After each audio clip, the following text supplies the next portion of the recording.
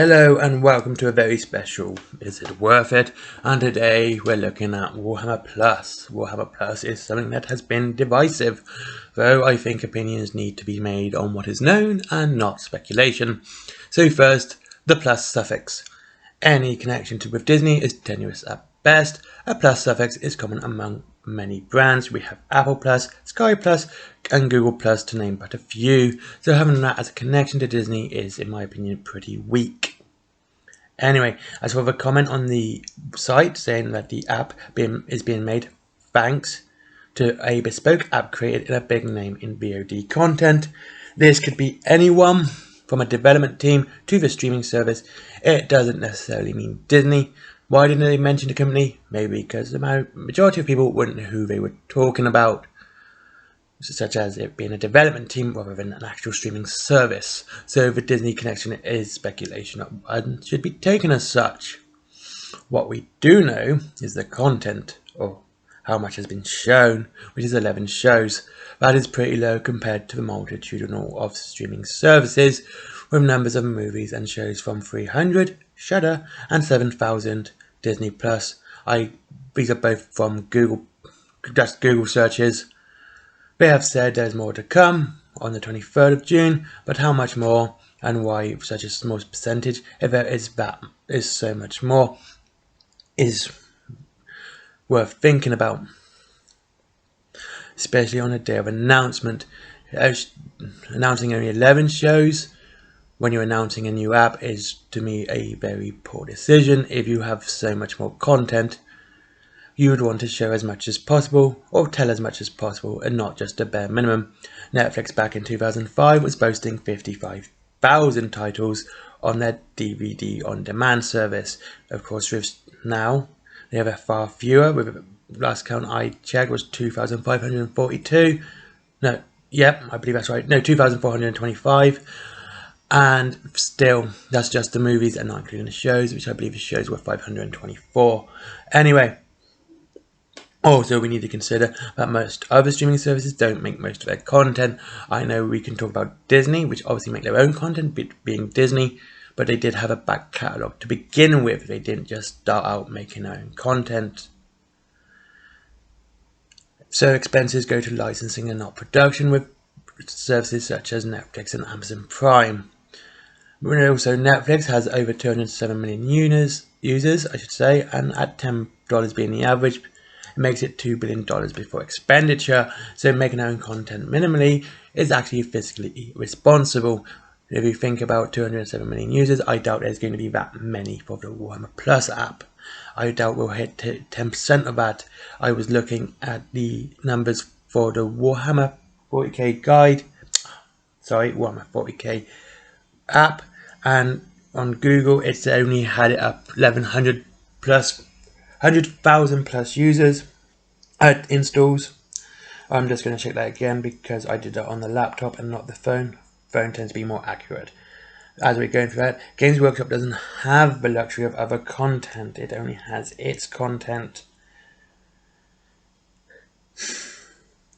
Outside of a few YouTubers, and it is just a few who they've signed up. There we go, yes. Apparently the Warhammer 40,000 app only has 100,000 plus users.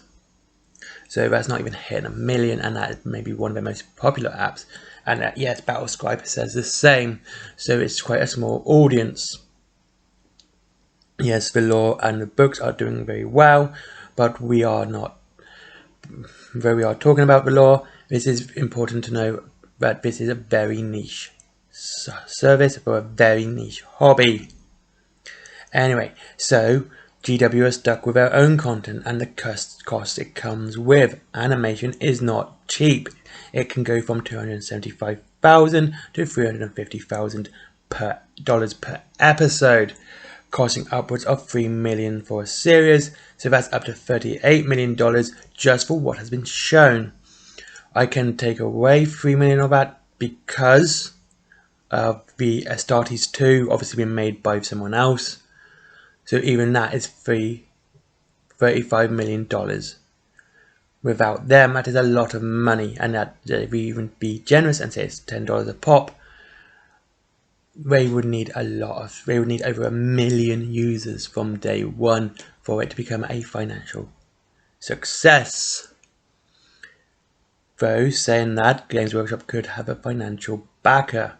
If this is true, this is one of the reasons I doubt Disney is involved, because Disney doesn't do private sales. They tend to public display who they have bought, and I very much doubt they would keep buying Games Workshop secret.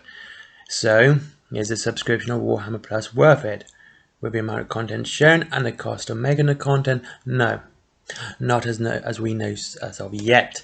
More is to come, but how much more? I do not know, but it has to be a lot more just to be worth shelling out for 11 shows. I don't think it's worth a month's subscription. I know a lot of people saying I'll do a month and then I'll cancel it, and there are people saying, well, we're going to just do weekly shows, therefore forcing you to buy it. If they're doing that, definitely not worth it. Again, it's 11 shows. It's nowhere near good enough to be worth subscribing for. I don't care how quality it is. Choice is important within a business, and having more choice and having people stay is what keeps people.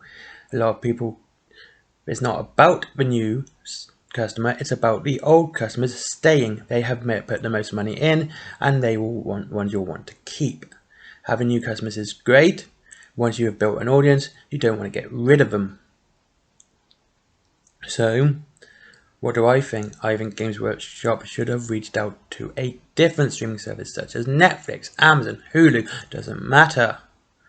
And they would have got the bigger audience. Again, I have mentioned that Netflix has 207 million users. That is a lot of money and a lot of eyes upon their product.